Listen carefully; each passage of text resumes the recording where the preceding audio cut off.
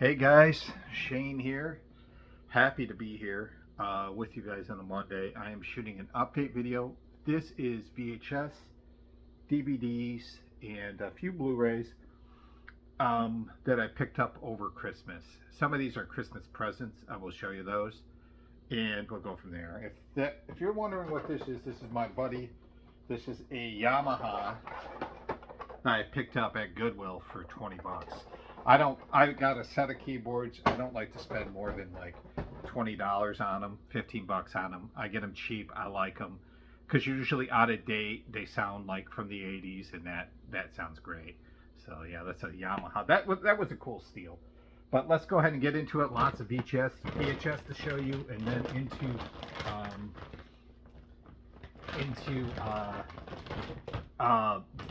the DVDs and such. So just off the bat, wow, I should have took these out earlier, but I'll just show them real quick now. And all this stuff was in this huge Aldi's bag. So yeah, so I will just go ahead and start showing these. This first one is called Out of the Shadows, and this has Charles Dance in it. And this is, I think, an Australian film. It's on BFS Video, 1996 it was released. It looks like it's an action film, and this one, Scotland Yard detective is investigating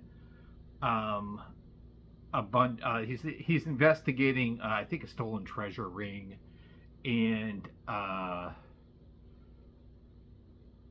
that are being all this treasures are being taken out of the country through diplomatic channels, and he kind of, I think, it gets caught up into this, and so does this young American girl, and they're on the run, and they get blah blah blah blah. I'm sure they get framed, but who knows? This is Australian, and I'll take a chance on this one. I love Australian films, and Charles Dance is fantastic. He was in He was in that keyboard's gonna actually get in my way, so I'm gonna take that out of the way. Charles Dance was in Alien 3, amongst other movies. He's a fine actor.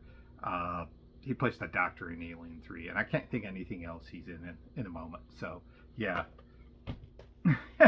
Sky Pirates on Key Video. So this one is a daredevil fighter pilot who can outrun, outfox any enemy, even if he's afraid of heights. Like, come on, seriously, Sky Pirates. Is this one Australian too? Yeah, this is another Australian movie. I'm guessing it's Australian. It's composed by Brian May, and he did a lot of Australian movies. Not the Brian May, the Queen artist, but the other Brian May. The other Brian May. This one, he's on a mission. He's on some sort of important mission, stopping an ancient source of unlimited power from falling in the wrong hands. 1987, Australian goodness. Look at that fucking shit right there. Look at that. You can't beat this. I do have a VHS box set I'm going to show you guys towards the end of my VHS. I'm going to put this back so my back's not killing me. All right, let's roll. Yeah, pops. We got a lot to show you, so I want to get this done. Parallax View. Warren Beatty. Political espionage baby thriller or something like that. Superb drama about a man's paranoia that turns out to be total and an incredible fact. So I guess this is considered one of the better political thrillers, and it's directed by is it sorry guys, Alan Pakula. Didn't he do Clute? I think he did do Clute. Who also did a lot of 70s movies. I've been curious about this one for a while, the Parallax View. I love these 70s kind of like political espionage thrillers kind of thing. Any political movies from the 70s I really like. Like Black Sunday, I love that movie. I love All the President's Men. although that's a little different. But this one's a little bit more suspenseful, so we'll see. This one's awesome, Snow White. So this is Christy Crook from Smallville, and is that Miranda Richardson? She was in Sleepy Hollow and a bunch of English films. Probably Gosford Park, a bunch of those kind of movies. I don't know if she's in Gosford Park, but she probably would be, if you know what I mean. I'm going to turn this fan on. It is hot in here. Hopefully that doesn't kill the sound for you guys. Yeah, it's barely on in the background. Hallmark TV movie about that. Christy Crook, she has a lot of potential to be a lead. She was in one of the Street Fighter movies, and I thought she was quite good in it. And but she's not doing like major Hollywood movies. But yeah, and this is like this is Hallmark. Yeah, this is Hallmark. So it's gonna have decent production values, and it's gonna probably be boring. I like some of Hallmark shit. I do. This one was an absolute steal. Evils of the Night. I don't want to get too close with the glare. John Carradine, Julie Newmar, who was in the wonderful Streetwalking movie. Fucking great movie. This one is about aliens who crave ripe young bodies for their own survival. Fucking awesome. It's an alien invasion movie, I think. And if you look at the cover, it shows a guy and a girl in a lake. It's called Evils of the Night. It's on Lightning Video, right there. Once again, these VHS, I'm going to keep showing them because the quality is so good for $1. These are all $1. Everything I show you today is $1. So, Alien movie from the 80s. I think this came out in 1984. This is going to be tasty. This is going to be tasty. Ivan the Terrible, a 2-tape set on the great Ivan the Terrible, the great horrible Ivan the Terrible. Russian ruler who was brutal when he liked to expand the Muscovite territory he did by any means possible. And he's known for being real brutal, killing families and all that kind of shit, being one of the more brutal rulers. He liked to actually fucking boil people alive, and he liked to get his hands dirty and get in there and do the dirty work, so to speak. This is a documentary about Ivan the Terrible. I love stuff about rulers, you know, VHS stuff. Me and this girl were talking about VHS tapes and our love of them, because there's stuff like that you can get that you're not going to get on DVD. Like, I'm sure there's an Ivan the Rule documentary on DVD, but to get that kind of 2-box set, it's hard to find that shit. This is a Common War movie, but it is on Common Valor, directed by Ted Kotcheff. I think Ted Kotcheff, I believe, did the first Blood movie with Rambo. I know I've seen this, and I don't remember anything about it. Gene Hackman plays a colonel in this, and he is looking for his son who is missing in action. He gets some financial backing from a Texas oil tycoon,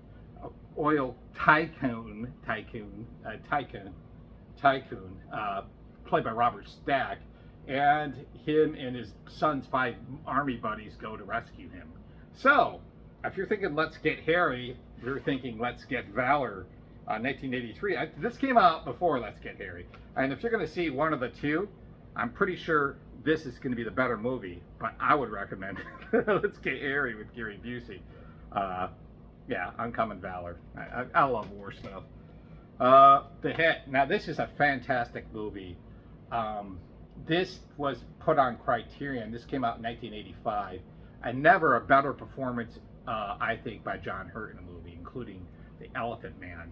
And even 1984, that movie's great. But man, in this movie, it is amazing. And he plays a hitman who is transporting a gangster turned informer, Terrence Stamp. And Terrence Stamp is going to basically get killed. And so this is his death trip, sort of speak. And it's really a philosophical movie in a way. And it's got some really good dark humor in it. And if you want the Criterion version of this, go ahead. This is on Embassy Video, and this came out in 1985. One of the best American movies, probably of that year, 1985. And you think of, what was 1985? Out of Africa? Is that 1985? Kiss of the Spider Woman. You think of all those dramas that came out in 1985, Trip to Bountiful. I think this is on par with any of the best, what would be considered critically acclaimed movies of that year. The hit. This is fucking great. A great film. Terrence Stamp is wonderful and is playing this real desperate and nervous guy because he knows what's going to fucking happen, and he tries to use his charm and all this stuff to get out of what's inevitable. So, yeah. Fuck yeah. Rent-A-Cop. Burt and Liza. Yeah, I love Burt Reynolds movies.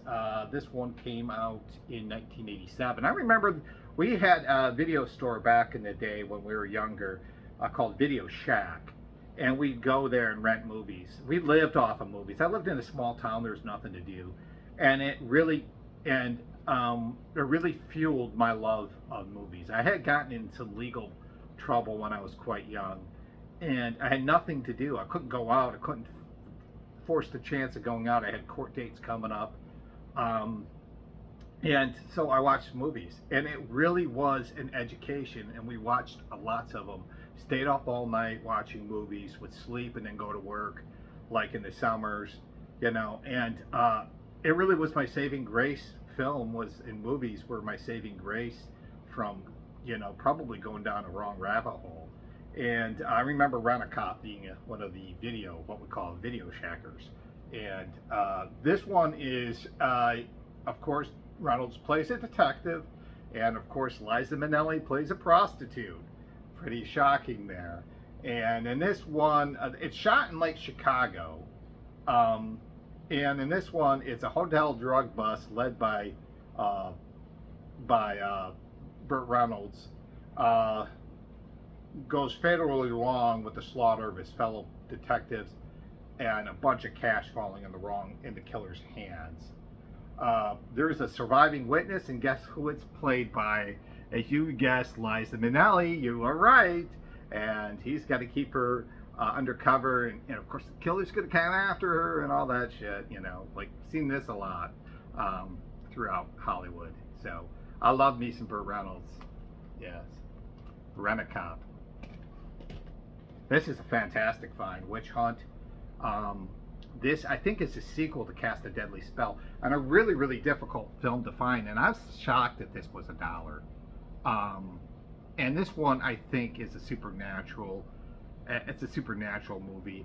What's interesting about this is directed by the great Paul Schrader, who did Cat People, Mishima, oh God, Blue Collar, made some incredibly critically acclaimed movies. Did he do Light Sleeper? Did he do that? I don't know. He's a good filmmaker, and Paul Schrader's really known for writing the screenplay to Taxi Driver. Is kind of his real claim to fame. This one takes place in Hollywood, and Hopper plays a detective, and he actually ends up having to use dark forces in this when this girl, she basically makes a deal with him or something like that. I don't remember what this. You know what? I'm not going to have time to read this whole thing, but supernatural cop movie with the great Dennis Hopper. I'm so sorry I'm being bland about it, but you guys can read the synopsis. I'll try to read the synopsis if I can actually read the synopsis. This one's fucking awesome. Yul Brynner, fucking Max von Sydow in a post-apocalyptic movie called The Ultimate Warrior. I was really excited to see this one. Hold on. I'm trying to see when this came out. 75, guys. And so in this one, the world's food supply has been decimated by the plague. 21st century New York City has become a battleground, and survival in the hands of the ultimate warrior. Brynner and Max von Sydow star in this movie, which I said and Brenner plays a protector of a commune run by Van Shido, and basically, I think it gets attacked. I believe. So the Ultimate Warrior, that glares horrible.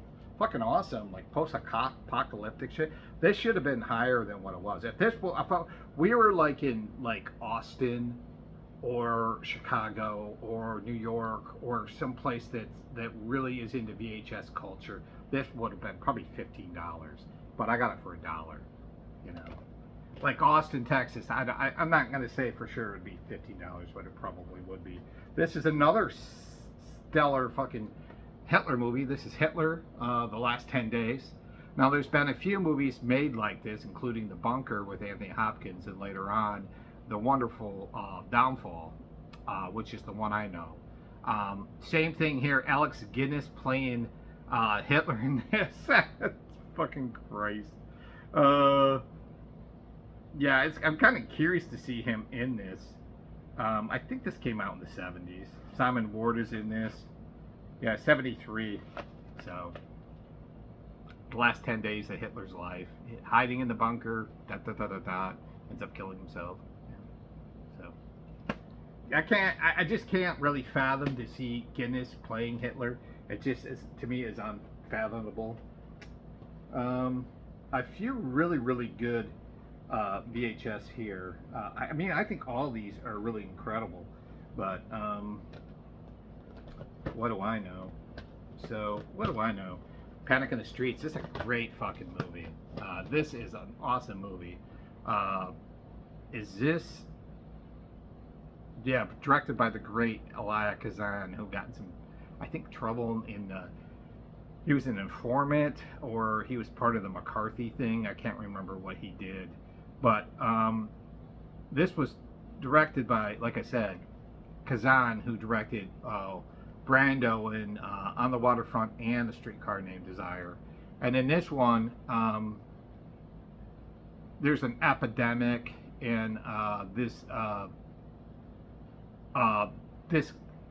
illegal alien gets killed, and he's carrying this virus, and it ends up becoming like potentially the bubonic plague.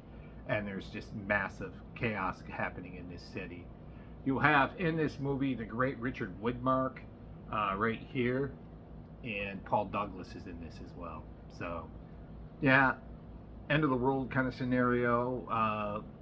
You know, not apocalyptic, but preying on apocalyptic stuff here, or maybe potentially end of civilization stuff here.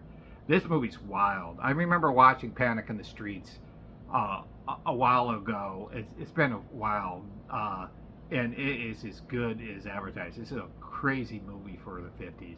Like, it's absolutely batshit. Highlander 2.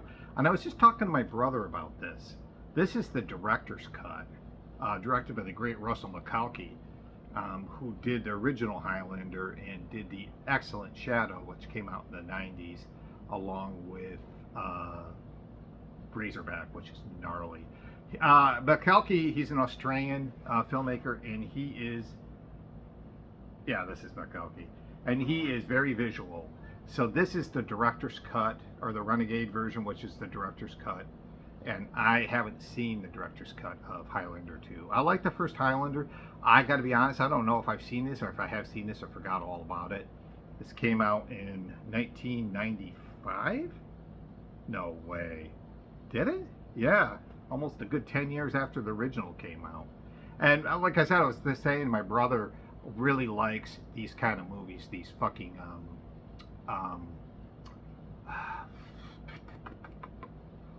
likes these sort of he likes Highlander, and we were talking about if it came to a theater, likes these kind of movies, likes Highlander as a movie, I should say. And you know, because movies had been getting released from the 80s and being released in the theater. I saw Labyrinth yesterday. It was wonderful. And this is, I'd like to see Highlander though, because I mentioned if it, and he said, yeah, it would be awesome. So I don't know if I can honestly say I've seen this, or if I've seen this, it's been so long I don't remember it. Highlander 2, the director's cut. The Renegade version, as it's known. So, I mean, I think that's a steal for $1. A Man Called Sledge. Let's start getting some westerns. This is James Gardner, Claude Atkins, and Dennis Weaver. This one came out in 1970, directed by Vic Morrow, the actor Vic Morrow, who's fucking terrific.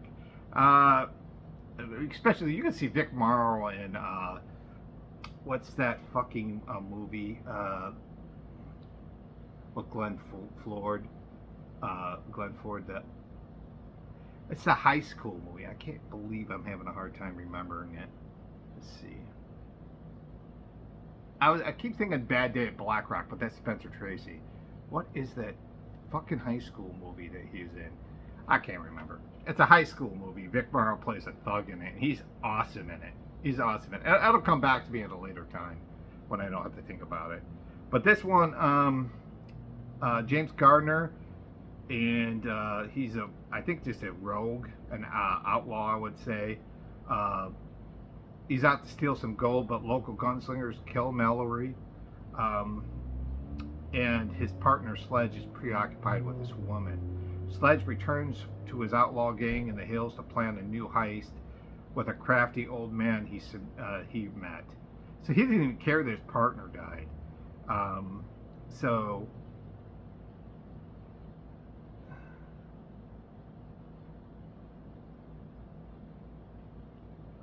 And eventually he kills one of his opposition, who's trying to, I guess, negate his plans with finding more gold, and so it creates I guess the chance that he can not get the gold, but he rather kill the man instead. So I think that's what it's about. I'm reading the back of this, and it's like, it's on Good Times, but I don't care. I'll take a chance on it.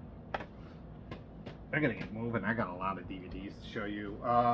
3 Bullets for a Long Gun. Directed by Mr. Peter Henkel. I don't know who that is.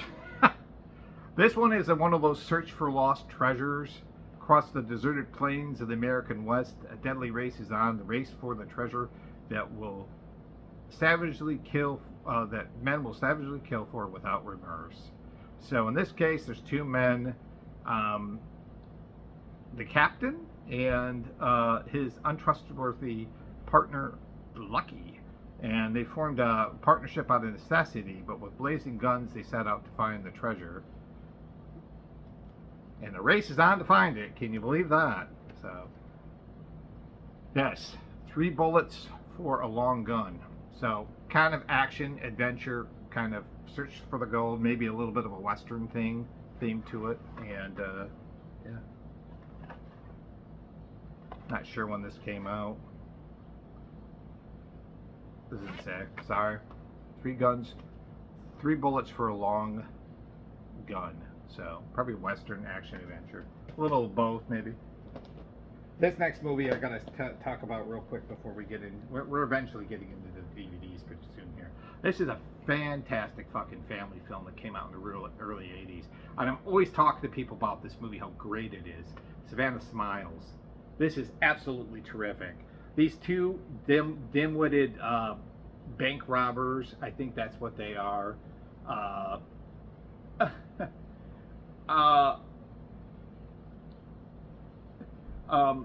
in a getaway car. I think they're trying to rob a bank or trying to rob something. They're 2 criminals, and this little girl gets in the wrong car, and they end up taking her. And then they decide that they're going to use her for hostage to get money from their parents. But they develop this loving relationship with this girl, and it really becomes a story on the sort of, I think, ability to parent when you don't think you can parent. So for fathers and probably mothers too, if you're having questions or concerns about parenting your child, this is a good movie, because these 2 guys have to kind of end up taking care of this girl, and it's got kind of a, sweet ending, a little heart-filled ending for me. This is absolutely amazing. This is so good. I love this fucking movie. This was reissued on cassette in 1994 on New Line. You see the New Line right there. but I think it came out in the 80s. I absolutely love this movie. I have this on DVD, so Savannah Smiles, a absolute family gem of a movie. Because even though they kidnap this kid, like, she kind of sets these guys straight in a way, and she really forces these guys to kind of look at themselves, and it's just really endearing, and it's got a great ending. Raw Courage. That's right. Look at that shit. Look at that. It's not. I keep thinking of In the Army Now, Pauly Shore, but I don't think so. This is New World Video, and this one, it's a 72-mile run to Bluray, New Mexico, by Pete, played by Ronnie Cox, the great Ronnie Cox, and Craig, who was in Psycho 2, and Roger, who was in Porky's 1 and 2. Turns out to be a fight for survival when they are attacked and hunted by a feral band of commandos armed with full weaponry and motorcycles, led by Colonel Cruz, played by M. Emmett Walsh, who was in a ton of movies, including Blade Runner, amongst other movies. M. Emmett Walsh is an awesome actor. He was in Blood Simple too. Yeah, so the action adventure survival in the desert. So, Raw Courage. This came out 1987. 87's a good year. So that's a good one. In this one, they had basically like the companion piece of this movie, which isn't a companion piece, but is very, very similar. And she made 2 movies about domestic violence. I'm talking about Farrah Fawcett. This is Extremities. The other one is The Burning Bed, which is a television movie, which is absolutely fantastic, where she ends up lighting the bed on fire because she's had about enough of her abusive husband in that. And then this one, she plays a young woman whose life's turned upside down when she narrowly escapes the clutches of a brutal rapist. Oh, this is different. I am so sorry. This is different. And then I think it's domestic violence, I suppose. It's not the companion piece to Burning Bed. Sorry, I'm so sorry. I thought it was. It's not. But it is her being victimized and her taking vengeance on those who get her. So dudes, if you think you're going to get the best of Farrah Fawcett, think not. So she gets raped and she goes out and gets revenge on her attacker in this. That's what this is about. And it's very similar. I guess it is the companion piece for Farrah Fawcett of being wronged by a man and then getting vengeance on the man, I suppose. 1986 on Paramount. This is a fantastic exploitative movie. Very dark. Farrah Fawcett could act. You wouldn't know it because she's known for being Charlie's Angels, but she's quite good on this movie and in The Burning Bed, which is, I think, Kino released that. Now we're going to, before we get into the DVDs,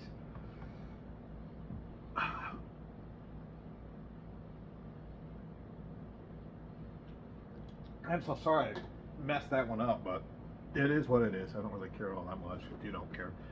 Before we get into DVDs, I got like 2 box sets I want to show you. One box set and then one really, really nice 8-disc set later on towards the end. Probably the last thing I'll show you, which is on DVD. This is on VHS, and this is a dream come true for me. Sort of. Because when I think of this movie, I think about like how long it was, and this was a television made movie, and I saw it sitting in his store for $10, and I'm like, I kind of want to get this, but I'm kind of like gonna not have the money. And he goes, well, pay me later. I think I paid for it anyways. But this is James Clavell's Shogun, the box set on fucking VHS. So I'm super tickled to get that. You want to latch this bitch, and you have it's a 4 CD set, guys.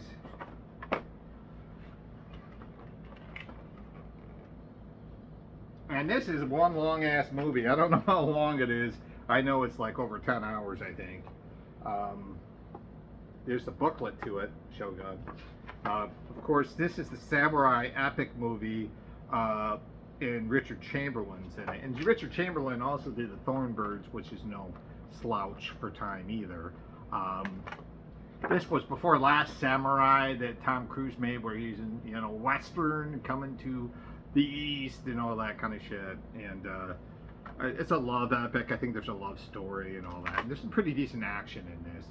Um, but yeah, this came. I don't remember particularly when Shogun came out, but I remember like everyone watched it. We all watched it. And I liked it because it was so long.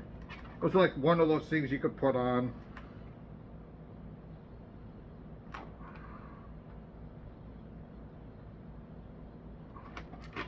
I'm not sure when this came out. I think this came out in the 70s, though. I'm pretty sure it did. I think that this Shogun set came out in 1990, I believe, as this box set did. So, yeah, I was super tickled to get this. But I remember, like, when I was younger, when I watched Shogun with my friend Pat, like, he loved this movie, and we would put it on because he had the VHS tape back then too. Not this one though. I'm having a hard time closing this now. Yeah, there we go. He had this on VHS, and I remember watching it. Like this would be like you put it on, but you're not really paying attention. You were reading books or whatever we're doing, or playing music or whatever, or playing chess. I remember playing chess and this movie was on. Yeah, this was like one of those movies I have fine memories of. Now I got to pick up the Thornbirds. But getting the VHS box set Shogun's pretty gnarly. I think this was released originally by Paramount, but it was a TV mini event. And I want to say I thought it was. I also would get the Roots too, if I could get the Roots. I love all those TV mini series. So that's the end of the VHS. As you can see, I want to say real quick with the VHS, it's just like I said, it's fine. And you know, these were all $1 except for the Shogun one. And I show on when I do the VHS and DVD update, I'm just not really. I guess I'm just not really into. And even though I think it enhances it like 4K, I don't have a 4K television. And even with Blu-rays, which I do buy, Blu-rays I don't really give a shit about. I don't really care about Blu-rays. I really don't. Like, even. I'm so past the time of modernness. Like, I'm back to DVDs, and I don't mind some Blu-rays, but I'm not getting 4Ks. I'm not going to get a fucking television. I think it's a television you have to watch the 4K movies. I think that's bullshit. And I think all these boutique labels, I think that stuff's fine. There's nice packaging. But to me, I'm always going to be, because I'm so behind the times, I'm always going to stay behind the times. And that's just how it is. So, let's get into it. The first one, these were all, well, this first three were $0.25 a piece, which I don't think you can beat. This is a period piece movie. I think this has knights and all that shit in it. Flesh and Blood. Now, this is a good deal on this with the great Rutger Hauer in it.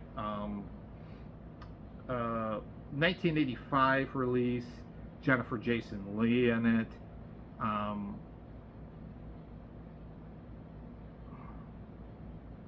He tries to claim the battle, reclaim a castle of an ousted nobleman, then gets betrayed, and him and his band of ruffians strike back by kidnapping a young innocent maiden, played by Jennifer Jason Leigh, who is the nobleman's son. So now a nobleman's son has to go rescue her. So it's a rescue thing. They're really actually one rescue. So, well, two rescues, I think. So, yeah, this is in that King Arthur Knights and all that stuff. Or Robin Hood, maybe. I don't know. Came out in the 80s. This came out in 1985. And I remember liking this back in the day. To get a nice copy of this for $0.25 it's a good deal, because these DVDs are only going to get more collectibles as time goes by. Harold and Kumar go to White Castle. I've never seen this. I've heard this is epically stupid. Epically stupid. But I'm going to take a chance on this one for $0.25. It looks like, I think these guys are stoned and they go find a White Castle. All these shenanigans ensue or something like that. I think that's how it goes. And I think I want to say Kumar was in, he was in Van Wilder. Oh, the guy who played Kumar, Kalpen is his name, I think. So yeah, college comedy. I gotta get up on these college comedies, the 2000s and 90s. Now I was a huge fan of the American Pie movies, but I haven't seen. I've seen Van Wilder like once, and I don't know if I remember liking it or not. This is a movie that has a huge love, was dismissed when it came out and panned pretty horribly by critics and fans alike. Now has gotten a second shelf life and people adore this movie. This is Doom by Dwayne "The Rock" Johnson and Carl Urban, based on the video game.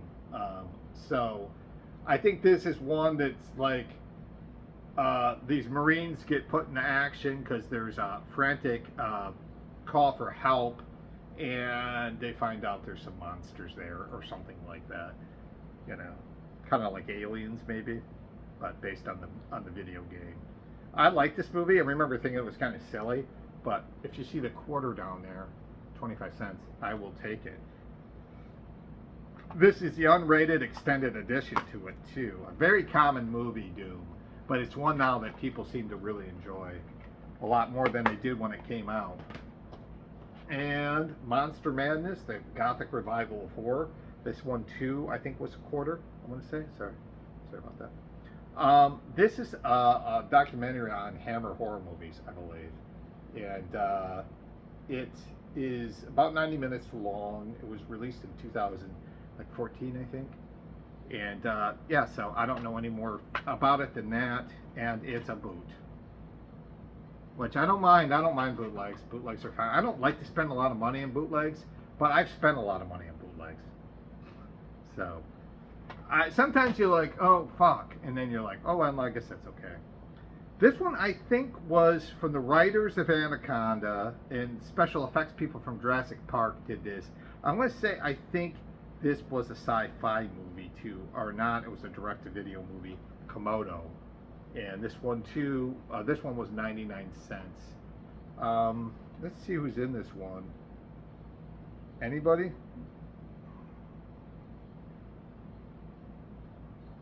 Nobody I know, so I'm not even gonna bother going over it. Off an island off the Florida coast, something lies hidden, waiting for the chance to stray. One family is missing, and the lone survivor is so shocked that he's unable to describe the terrible events. Now psychologist Victor Janu will uncover the truth by going back to the nightmare. But the last thing she ever expected was that the nightmare was real. Da-da. So, I proved your delusions wrong by going to some uninhabited fucking island where it could be dangerous, just to prove that your delusion is wrong. That's a hell of a psychiatrist. That's going above and beyond. Alright. So those are the end of the dollar movies. These are in the. I'm going to start out with a lot of these. I will show one more that I actually got for free, and I was super happy to get it because it's only. I think it's now been released, but for a while it was only released on bootleg, and this actually is a definitive version of this. It looks like it anyways, or is this a bootleg too? Song of the South.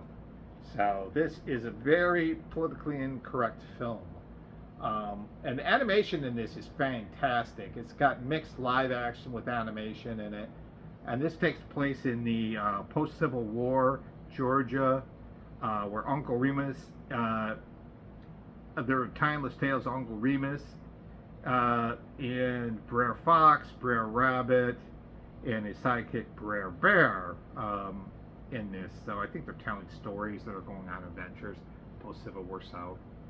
Very, very politically incorrect movie that a lot of people shit their pants about, but I have it, Song of the South. So that one was really cool. So I'm building a collection here. This one, I've talked about it before. I'm going to be very quick. Post-apocalyptic seems to be a theme today. Testament. And so there's an airstrike that happens. It causes some nuclear fallout. I don't know if the whole world's destroyed, Jane Alexander has to fend for herself and her children as her husband is away on a business trip, so she doesn't even know if he's alive or not.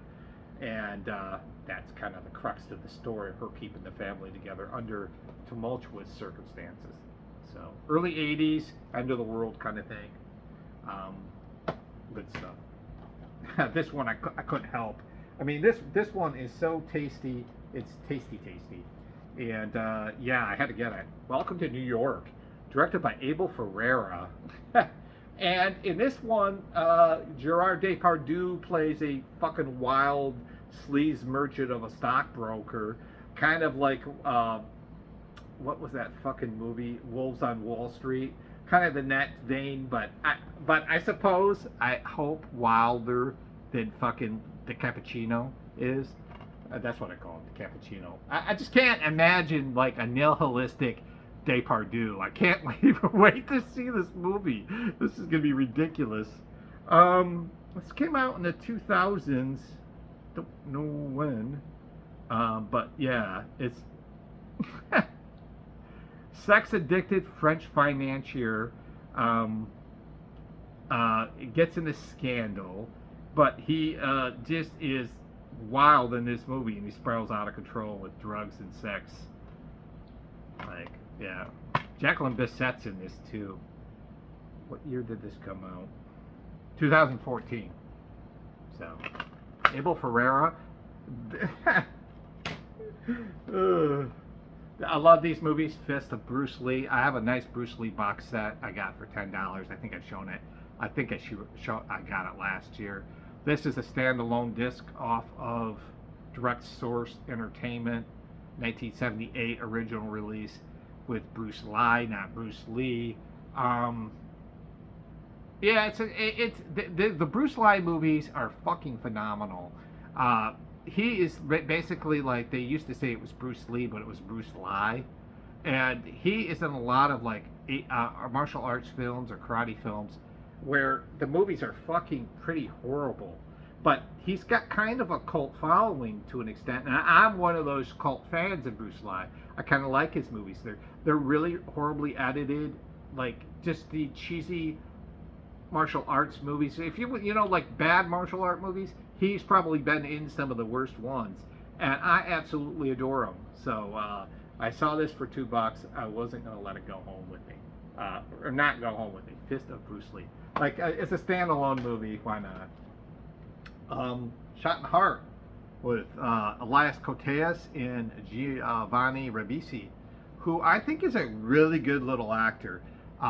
From time to time, and then there's times I've seen him in movies or shows or whatever that I don't like. He was in the episode of X-Files, which I fucking hate him in that episode, or his character.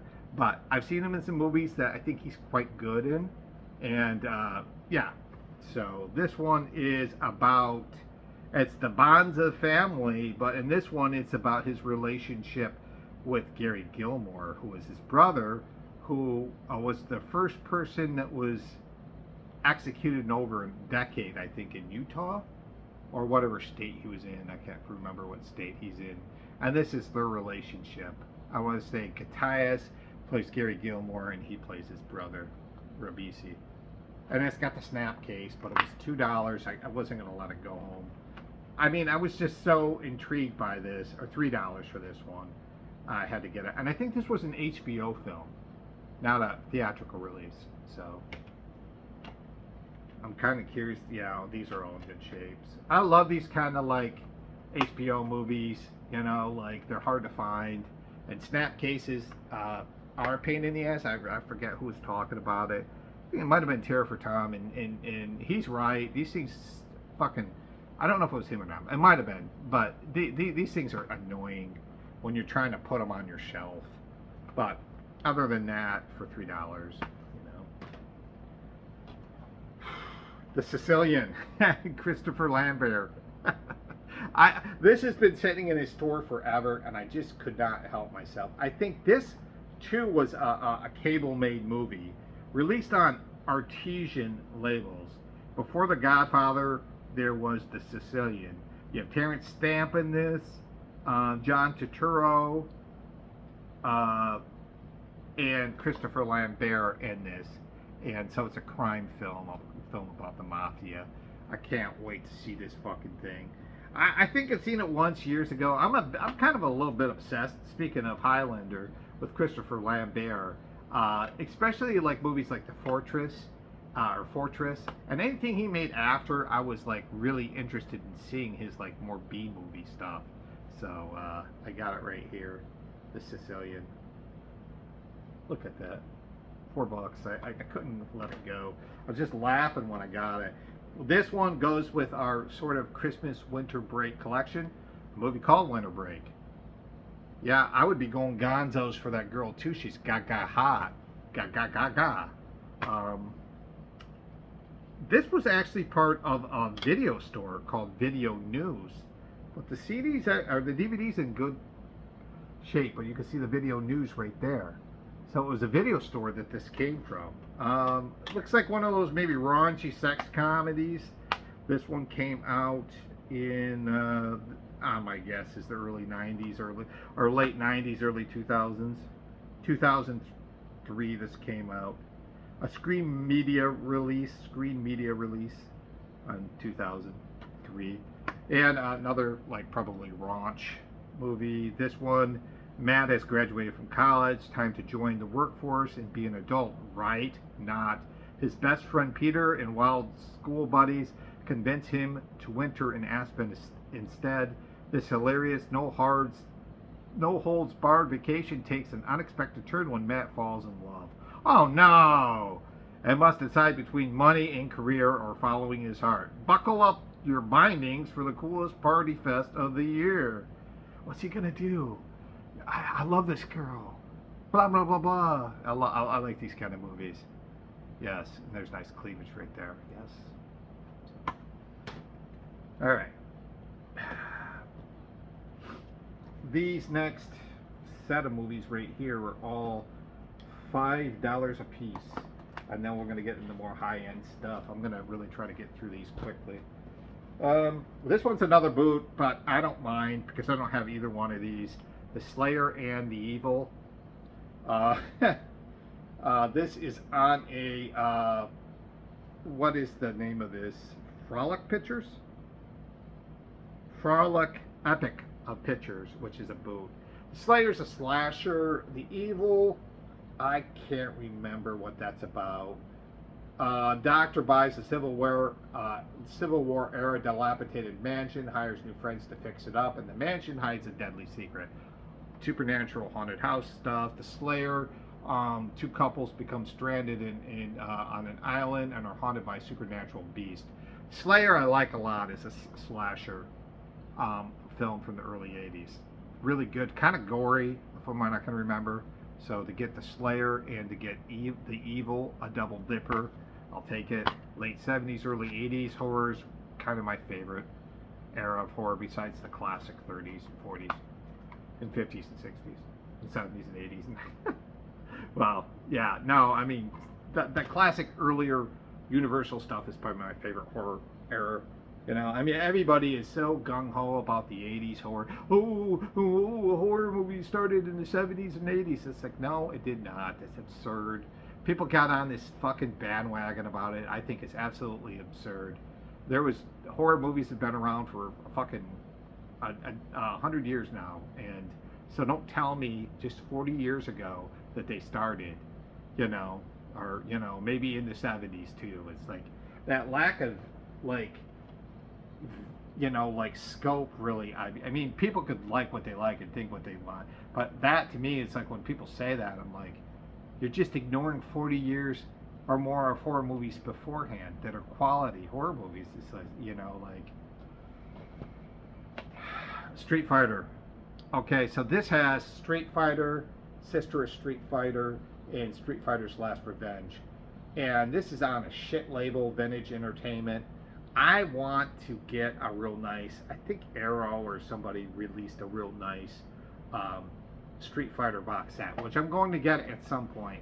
But in the interim, I've been jonesing for these goddamn Sonny Chiba movies, especially the Street Fighter movies, and I decided to finally just say fuck it and get it. This has a little booklet in it, which is cool. There's Sonny Chiba.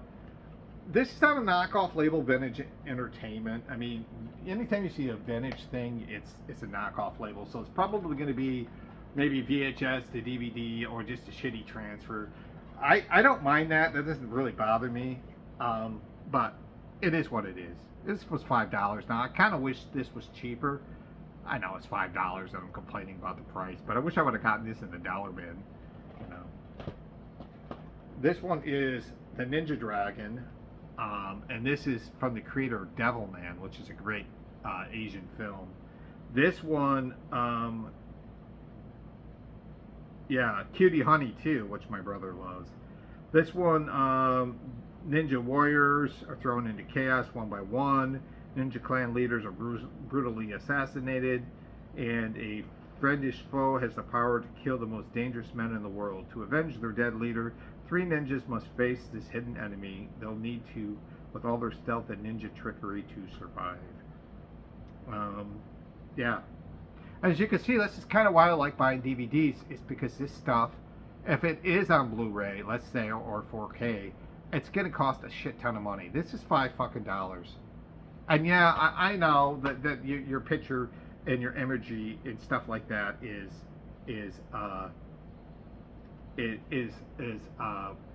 you know, you're paying for it. So like I said, I don't mind people buying boutique stuff, and they can buy what they like and they can like what they like. I think for me, I think getting boutique label stuff, getting the 4K is fine. Because enhanced sound, enhanced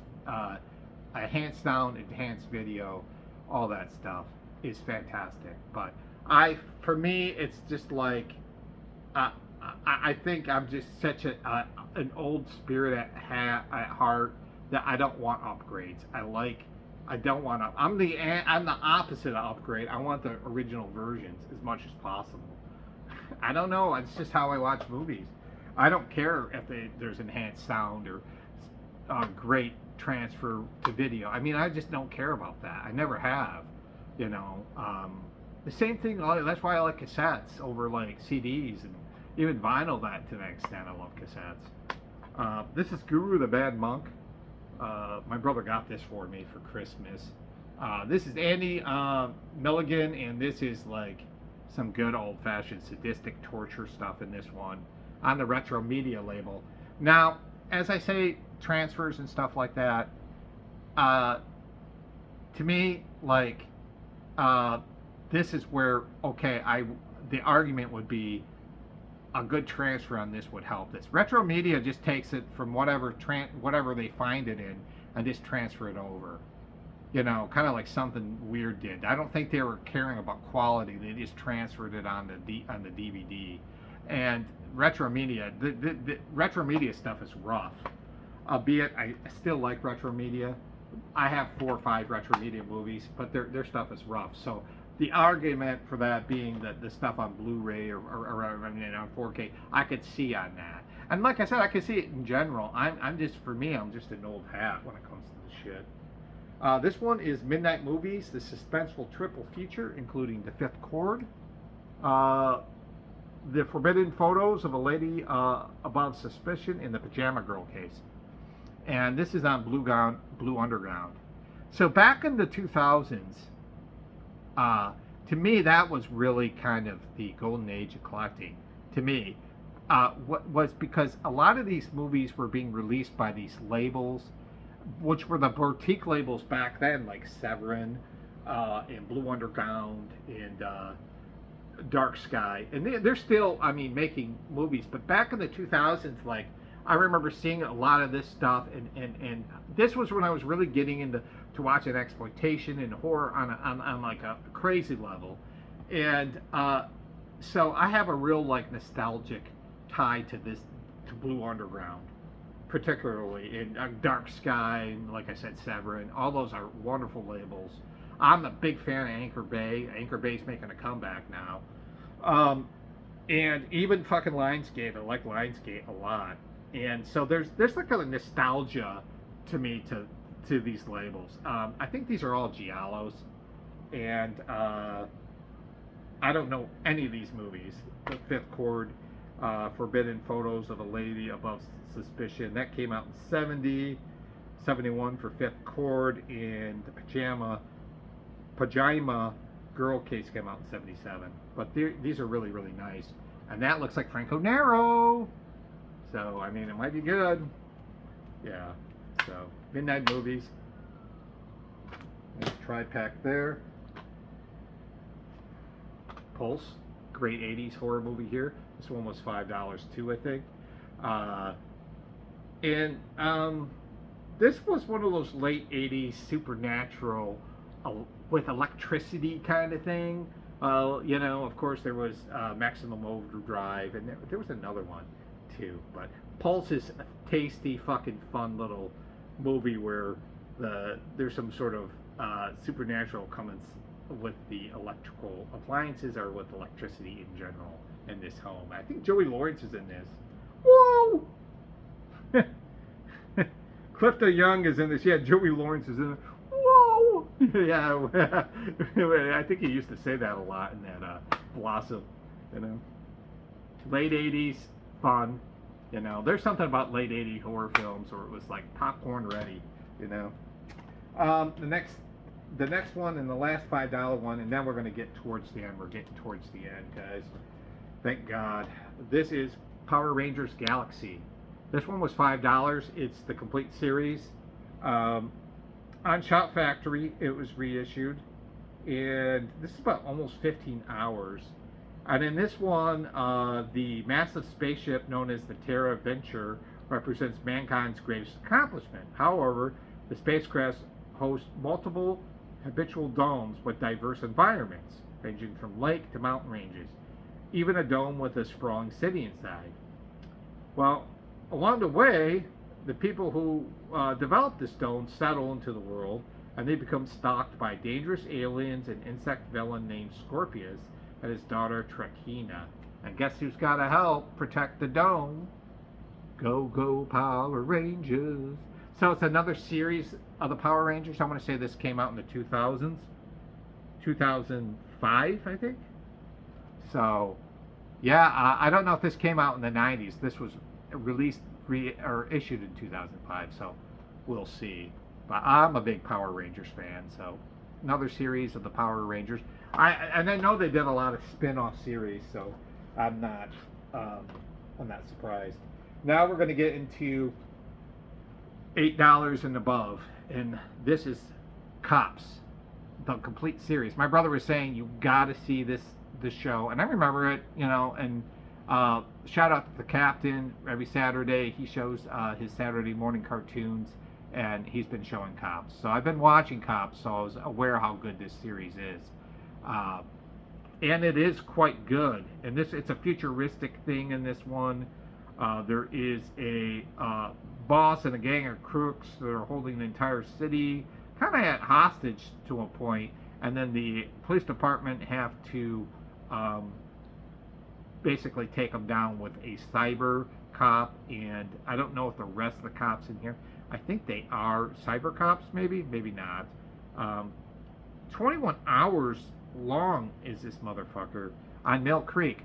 And I was watching a video with Shaman at Serial at Midnight, and he was giving it was an old video, it wasn't new, but he was giving Mill Creek some love. And I think Mill Creek has come a long ways. Their transfers look a lot better than they used to.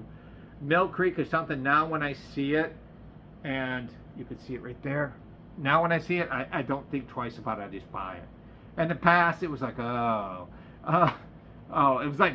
was like Alpha, you know, or Good Times Video. Well, it felt that way, I should say. Now, the packaging on some of Mill Creek stuff leaves a lot less to be desired. Look at that garbage. So you have to basically take all these out. I'm only going to take a few out at a time.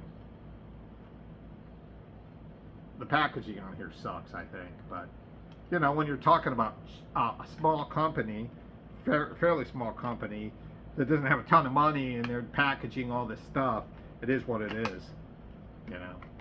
I actually like Mill Creek, so, and I like Cops, so yeah, that complete series here, really cool to have. part of my cartoon collection. Bill Hinsman. Yes, the cemetery zombie, the first zombie that shows up in the original Night of the Living Dead, actually stars and directs his own movie, The Flesh Eater. And this one, I think, takes place where I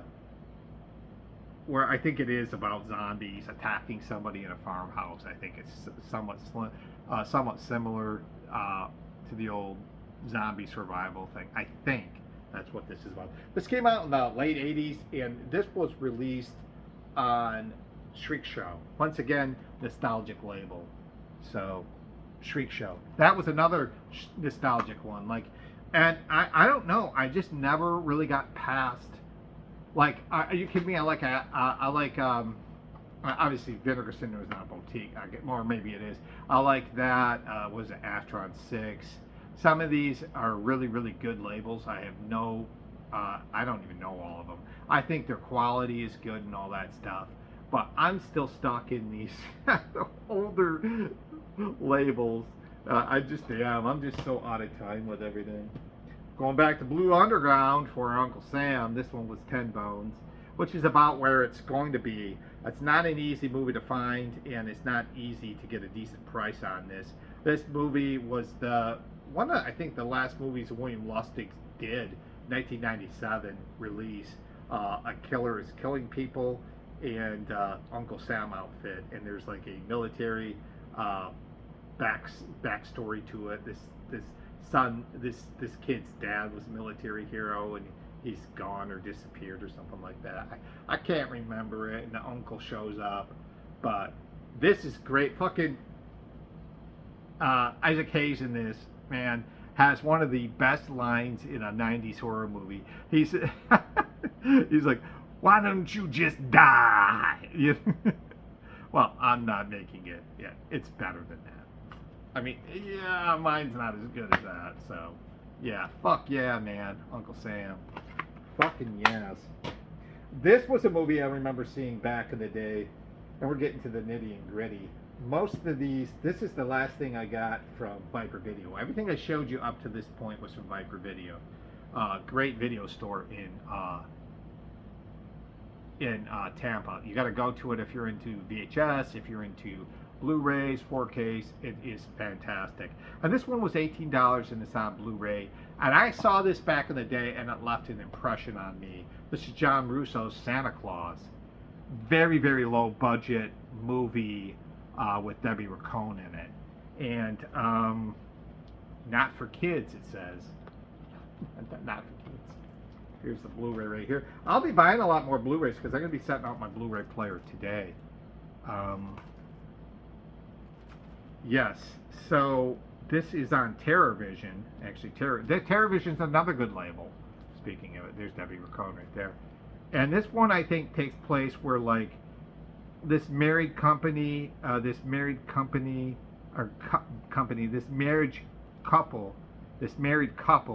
are kind of, their marriage is falling apart, and their neighbor has like this obsession with the wife, and the kid who's obsessed with her, I think is quite fantastic. I think he was a naturally trained theatrical actor, and this is a movie he stars in, and I think there's real potential and promise with him in it. I can't think of what his name is.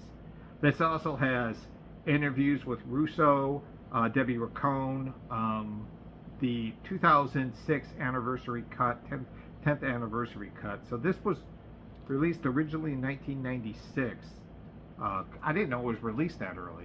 Kind of low budget. I don't know if it was shot on video, but shot just real low budget gore stuff right here. Debbie Racone, I gotta say, Debbie Racone, and this is the power of female actresses that are sex symbols in a way. Debbie Racone had just survived, I think, brain cancer, and I was at a Fangoria convention in Chicago, and like the room cleared when she walked through it. Cleared. And men's jaws, and women's too, dropped. And because I think it was one of her, I don't know, it was a surprise appearance. She wasn't supposed to be there, I don't think. and she showed up. If you're at that convention, maybe you could tell me. 2007, maybe. I think it was 7 or 8. Fangoria Convention in Chicago. I can't remember what year it was, but she showed up there, and since Fanguli showed up there, and he was even like, Mamma Mia, like absolutely gorgeous, and she can act. She's actually a pretty good actress. These like, like sex symbol kind of ladies can, I think, over time, and Barbara, was it Barbara Crampton, and I even think like Tracy Lords, into Jenna Jameson. I think you give them enough time and experience, they can become good actors. Misty Mundy, who's now goes by Erin Brown, is a pretty good actress. So I think you just got to give them the right tutelage and training.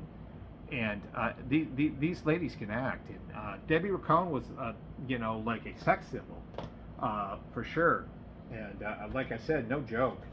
Man from Atlantis, this I got for myself for Christmas. This is the complete TV movies collection. This was a huge influence on me when I was a kid. I remember watching this. We had friends come over. 2 boys came over, and we didn't like them, but they were family friends, and they came over and they stayed the night, and we were watching this one night on a Saturday night on television. And I was more interested in watching this than I was hanging around those dildos. And yeah, these are kind of like Aquaman, Namor kind of things, where Duffy plays a guy like that. So those just were released off of Warner Brothers. This was $18. I don't know how many DVDs this is, but 4 suspenseful movies where he plays the aquatic. So like, yeah, Namor, Aquaman, Man from Atlantis. This one I picked up a little while ago during the Criterion sale, and I just forgot to show it. And it's a wonderful, inventive movie used with some stop motion techniques that kind of over time has really kind of had its following grow over time. And I remember seeing this movie back in the 90s. My friend had it. And it was a hard to find movie then, and now it's easier to find. It's very easy to find because Criterion has it. This is Equinox. This came out in 1970. 72 minutes long. It looks like a 60s movie. It's a creature feature, a big, I think there's like at least 1, if not 2, big prehistoric monsters.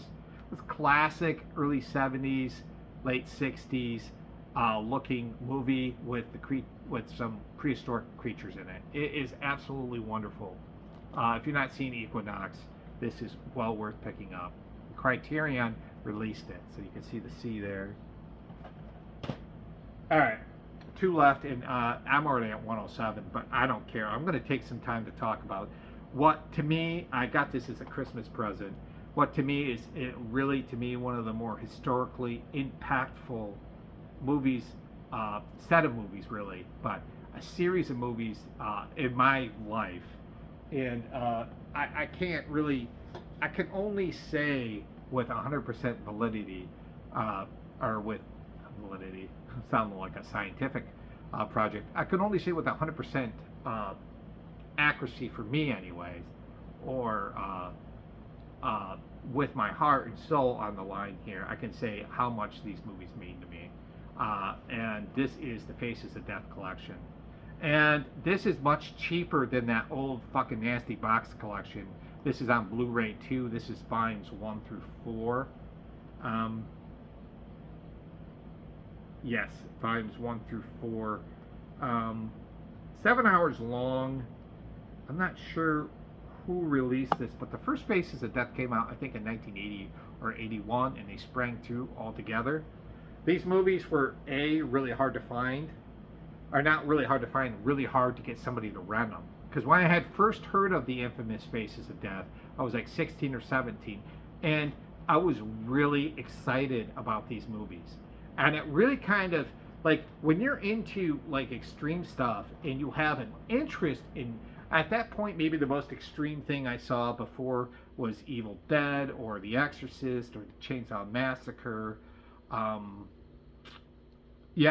Maybe those kind of movies. I I have not seen anything quite like Faces of Death when I had seen it, and it really took me back because the thing was we couldn't find somebody to rent these movies. You had to be 18 to rent them. I wasn't 18 at the time, so between 16 and 18, it was hell because all I wanted to do was see these movies. I was obsessed with them, and they're really movies just about fucking deaths. You know, some are staged and some, I suppose, are real. And this really brought a real awareness in my life to the extreme. And when it comes to the extreme, when they're talking about extreme movies, extreme music, extreme books, extreme art, you have to have a certain sensibility. And what happens, I think, and extremists know this, is that when you are an extremist and you like are, you know, not like causing hell, but like taking things as far as you can take them. Not with, you know, not breaking the law, but like liking this.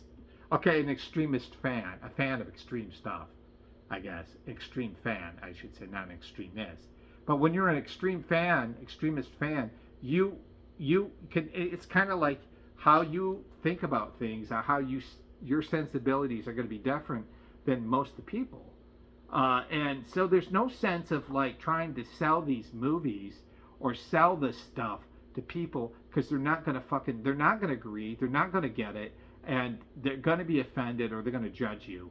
So yeah, you could say it to other people, but most of the time it's not worth the headache because people are going to judge you based on their values most of the time. So they're not going to accept you on your own values or your own, you know, stuff. And I'm not talking about everyone. I'm talking about most people, not all people. Some people are totally cool and they're like, yeah, that's cool, you like that shit. But to me, every time I've explained these movies and how important they've been to me, I get this, ew, like that kind of fucking shit. And it's like, well, I don't care if you like it or you don't like it. I don't care if you find me whatever, but I'm not going to apologize for this, you know. And it all started with Faces of Death for me. It really did. I mean, it really started not just the movies themselves, but like having that sensibility of I like things that take it to the limit, that push it. And really, you know, like I said beforehand, it would have been like Evil Dead, Exorcist, Chainsaw Massacre. I'm trying to think. Maybe Dawn of the Dead for its score, or Day of the Dead for its score. But those were the extreme movies I had saw at that time. And now looking back, some of them are not as extreme as I originally thought they were.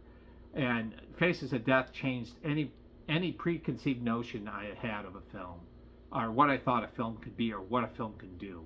And they're like highly influential and beloved films in my collection. Last thing I want to show you is the exact opposite, and another Christmas present I got. And this one is near and dear to my heart too, for different reasons. This is the very, very nice box set that's out. That I believe this is the Max Roach box set. 80 original shorts, 8 disc sealed. I haven't opened it. The Little Rascals. So, yeah, when I was a kid, the Little Rascals were very popular. I remember watching them. They're kind of like, in a way, they were like the Three Stooges, but they were more for kids. You know, they were shorts, and they were really funny, and, you know, they had Adventure Alfalfa and Spanky and Darla and all those people and Buckwheat.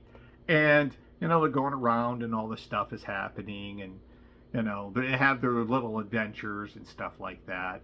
And I just feel like this is like an absolute essential, especially for my youth, to have this.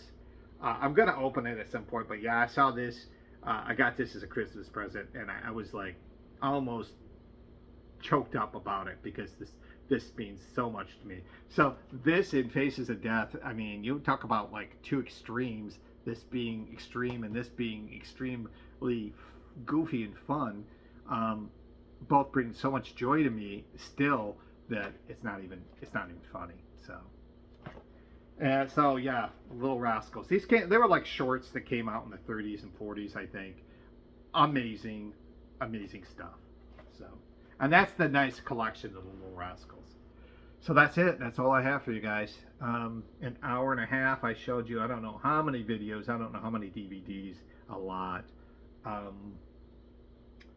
But that's it. I will be back with probably a music update, a movie update, probably sometime in February. I will be doing a movie update.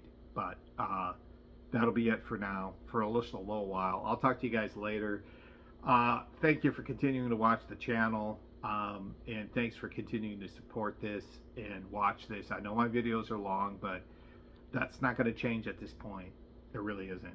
So I try, and I'm like, fuck it. It's just going to stay the same. Take care, y'all. See you later.